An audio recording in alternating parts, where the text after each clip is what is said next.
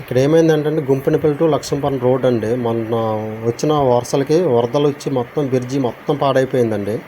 చూపిస్తాను, వీడియో కూడా తీసాను, చూసారు కానీ అదిగో అక్కడండి మొత్తం అది పెద్ద రంధ్రం అయిపోయిందండి. అక్కడ మొత్తం ఇరిగిపోయిందండి, సపాటి మొత్తం ఇరిగిపోయింది. ఎక్కడెక్కడ మొత్తం చూసారు డ్యామేజ్ ఎలాగ అయిపోయింది చూసారు కదండి. చూపిస్తాను ఆగండి. అదిగండి ఆ శివర చూడండి, ఆ శివర మొత్తం అంతా ఎలా ఇరిగిపోయింది చూడండి. అదిగో చాలా ఎక్కువ వచ్చిందండి, వాటర్ అయితే చాలా ఎక్కువ వచ్చింది. కాలువ మొత్తం పాడైపోయిందండి. ఇది గుంపనపల్లి టు లక్ష్మీపురం దారండి, ఇది రోడ్డు. అది చూసారుగా రంధ్రం ఎలా పడిపోయింది అక్కడ. ఆ శివర అయితే చూడండి, అది మొత్తం ఇరిగిపోయిందండి. ఎక్కడెక్కడ మొత్తం ఇరిగిపోయిందండి, మొత్తం పాడైపోయింది. ఇది కానీ మళ్ళీ ఇలాగే ఎక్కువ వరదలు కానీ వచ్చి ఉంటే మొత్తం పాడైపోద్దండి. రాకపోకలు అన్నీ నిలిచిపోతాయండి. ఇది ఎలగపల్లి నుంచి గుంపనపల్లి టు లక్ష్మీపురం మధ్యలో దారండి ఇది.